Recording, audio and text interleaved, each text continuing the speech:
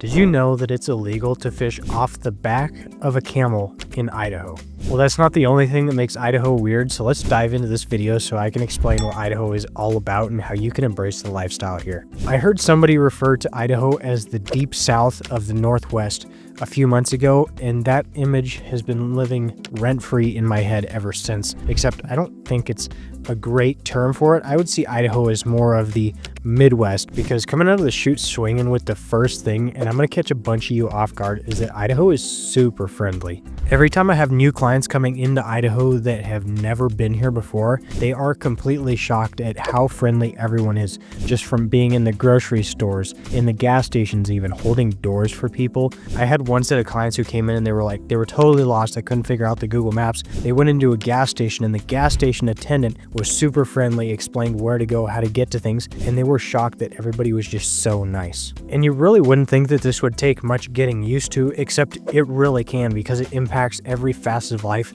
even when it comes to driving. Here in the Boise area, we still have a lot of four-way stop regulated intersections, and when people pull up to those four-way stops, if you get there at the same time, even not if you get there at the same time, everybody's like, no you go, no you go, no you go, no you go, and it's like, somebody just go. And turning the corner from strangers to neighbors, this is a big one for me, and my family makes fun of me all the time for this, and my friends do too. But just know, if you don't do this, I will get petty about it. Like, I won't invite you to my birthday party. When I'm driving in my neighborhood or around my neighborhood on smaller roads, or even in very small towns, I am that guy who waves to all my neighbors, and I'm not the only one.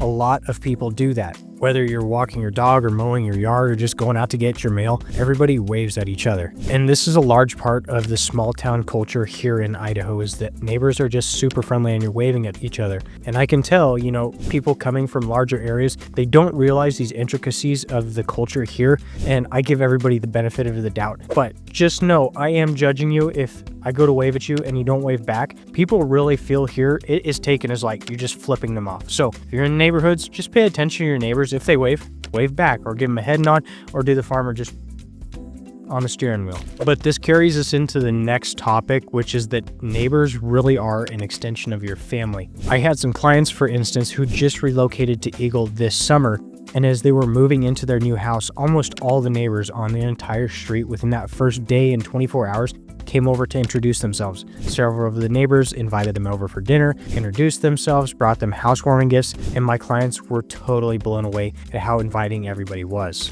And they called me to tell me after they moved in, they were like, they just couldn't believe what was going on with the hospitality of the neighbors. And they were saying that the entire time they lived at their previous place, they never even met their neighbors. Nobody just goes outside. Everybody just kept to themselves. So this immediate invitation from the entire neighborhood was like, really gave them a reassuring sense of like, okay, we really are meant to be here. But the hospitality among neighbors isn't just right after you move in. I mean, it goes on throughout the whole year. I frequently hear and see online that several neighborhoods in the Boise area have block parties, whether it be 4th of July or Halloween or anything like that, and they'll order food trucks and the whole neighborhood just basically parties in the street or the cul-de-sac, and it's really neat. In my subdivision in particular, one thing that I really like, especially we're getting into the holiday season, is all the neighbors on my street, they give each other gifts. Nothing big, whether it's a bottle of champagne or some chocolate or some kettle corn or caramel corn, anything like that. It just really is neat to see, and all the neighbors just, you can tell that the neighbors care about each other. And being able to trust your neighbors is a huge relief. Just last year, we had a really bad snowstorm in January, and many of the neighbors in our neighborhood, we got together, the younger folks, we went out and we shoveled the entire neighborhood for sidewalks for people who weren't able to go out and do that without even needing to ask. And several of us in the neighborhood had four-wheelers, so before the snow plows were even able to get into the neighborhood, we were able to get our four-wheelers or skid steers out to clear all the roads in the neighborhood. And even at odd times of the day, during that large snowstorm, I had a ring in my doorbell, and it was late. It was like 9-10 o'clock in the evening, pitch black during the winter. It's like, okay, who's coming to my door at this time of the day? Well, it was one of my neighbors, and their car had actually slid off into the ditch in front of the house a few houses down. So I went out there, and as I'm out there trying to shovel them out, and were hooking up the chains to my rig so I can pull them out. Half a dozen of our neighbors came out just because they heard the commotion and came to see if we needed any help. And it just reinforces that neighbors caring for each other. So it really grinds my gears and many other people's gears when folks just aren't neighborly. Just a few weeks ago, I was scrolling on Facebook and I saw a lady post several Ring door cam videos of somebody coming up to her house, clearly a neighbor, and you can tell in the video that they're looking for something. I don't know, maybe their kid threw something over the fence or something like that. They came up to the house 3 times, rang the doorbell, and this lady was absolutely flipping out, saying that she was going to call the cops, they were trespassing and all this stuff, and that it was a good way to get hurt. Don't be like this, and who knows, maybe it could have been the neighbor that came and knocked on my doorbell because his car was in the ditch. These people would have slept in that ditch in a snowstorm in their car. I want to hop in here and say, if you guys are finding any of this information helpful, do yourself a huge favor and subscribe to the channel so you get notified for all future videos.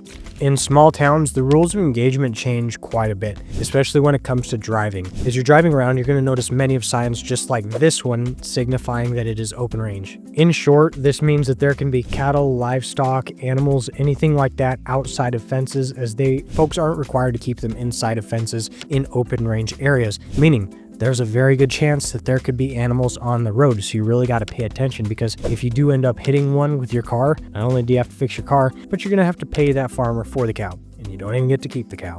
But chances are, if you're getting further and further away from town, there's more of a chance that you're going to see wildlife, and well, wildlife tend to cross roads, and they're not the smartest when it comes to that. So roadkill is a pretty frequently occurring thing here in Idaho, especially in the rural areas. And well, we don't let roadkill go to waste here in Idaho. And it isn't a taboo thing either. People harvest the roadkill all the time. If you go on many of the Facebook groups for smaller towns in Idaho, you're going to see people commenting all the time.